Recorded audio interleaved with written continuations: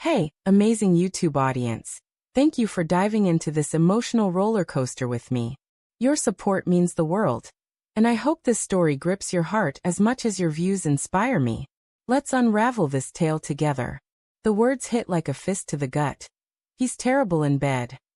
I froze, my hand hovering over the kitchen counter, the half-peeled orange forgotten. Lisa's voice, low and sharp, drifted from the living room where she thought I couldn't hear. The house smelled of her lavender candles, their soft glow mocking the ice spreading through my chest. I stood in our cozy kitchen, oak cabinets, her favorite blue mugs neatly stacked, struggling to breathe. My wife, my partner of 7 years, was shredding me to her best friend, Mara, on our worn leather couch. I should have walked away. Instead, I leaned closer to the doorway, heart hammering. Mara's voice cut through, softer but firm. You underestimate him, Lisa. You always have. The words hung there, strange and heavy, like a riddle I couldn't solve. What did she mean? My mind spun, grasping at fragments of the past week. Lisa's late nights at work, her distracted glances, the way her laughter felt forced at dinner. Had I missed something? The living room fell silent. I pictured Lisa's hazel eyes narrowing, her lips pursing the way they did when she was annoyed. I wanted to storm in, demand answers, but my feet stayed glued to the tile. Instead, I slipped back to the counter, pretending to focus on the orange, its citrus tang sharp in the air. My hands shook as I tore the peel, each rip echoing the tear in my trust. That night, I lay beside Lisa in our bed, the moonlight slicing through the blinds, painting silver stripes across her sleeping face. She looked peaceful, her dark hair spilling over the pillow, but I couldn't shake her words. Terrible in bed. Was it just a careless jab, or something deeper? I replayed our years together, lazy Sunday mornings tangled in sheets, her teasing smiles, the way she'd cling to me after. Had that all been a lie? My chest tightened, a cocktail of anger and shame burning through me. I wanted to shake her awake, but instead, I stared at the ceiling, counting cracks to keep from breaking.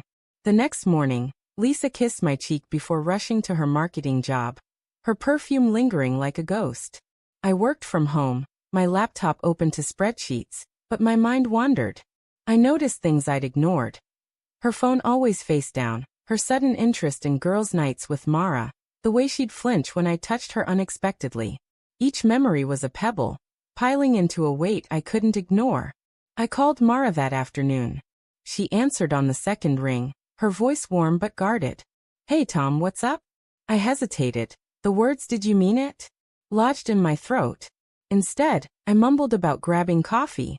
She agreed, suggesting the cafe downtown where the three of us used to laugh over lattes. The memory stung. The cafe smelled of roasted beans and cinnamon, its wooden tables scuffed from years of stories. Mara sat across from me, her auburn curls catching the sunlight. She wore a green sweater, her fingers tapping the mug nervously. I cut to the chase. I heard you and Lisa last night, I said, my voice low, eyes locked on hers. What did you mean she underestimates me? Mara's face paled, but she didn't look away. Tom, she sighed, setting her mug down. Lisa's been venting. She's stressed work-life. She didn't mean it. Her words felt rehearsed, like she was shielding something. I pressed, my voice sharper. What's she saying about me? Tell me the truth. Mara's eyes flicked to the window then back. She thinks you're distant. Like you're not trying anymore. Her words sliced deeper than Lisa's. Distant. I'd cooked her favorite pasta last week, planned a weekend getaway she canceled. I leaned forward, my voice trembling. And you? What do you think? She paused too long. I think you're more than she sees, she said finally, her voice soft, almost tender. Something flickered in her eyes. Pity, or something else. My stomach twisted.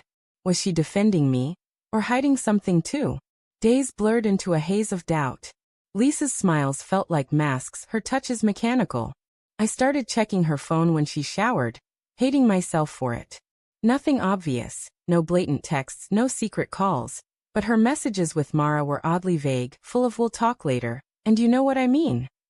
My paranoia grew, a shadow creeping across our home's warm walls. One night I couldn't take it. I waited until Lisa was asleep, her breathing steady, and slipped into the guest room with her laptop. Her password, our wedding date, unlocked it.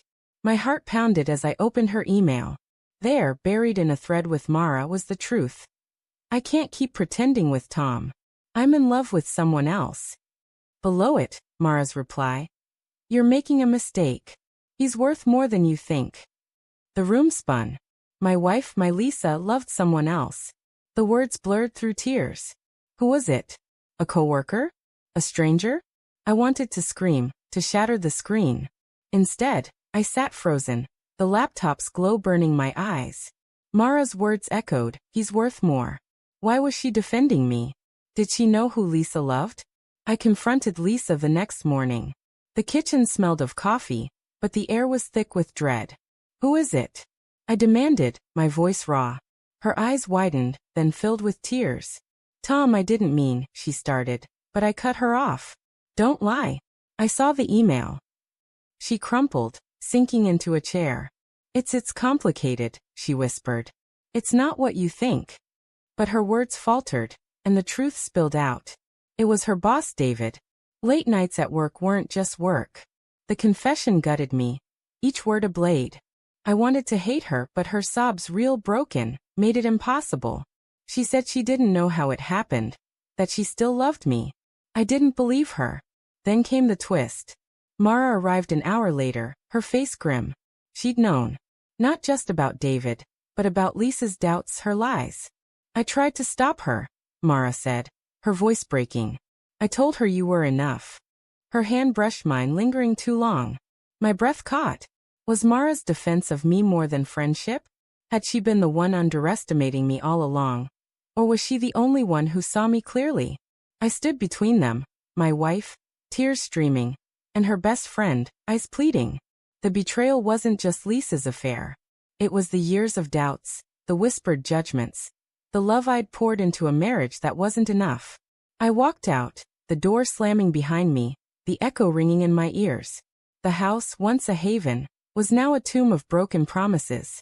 I didn't know if I'd forgive Lisa, or if Mara's words would haunt me more than the betrayal itself. All I knew was the ache in my chest, and the question that lingered. Who had I been to them, really?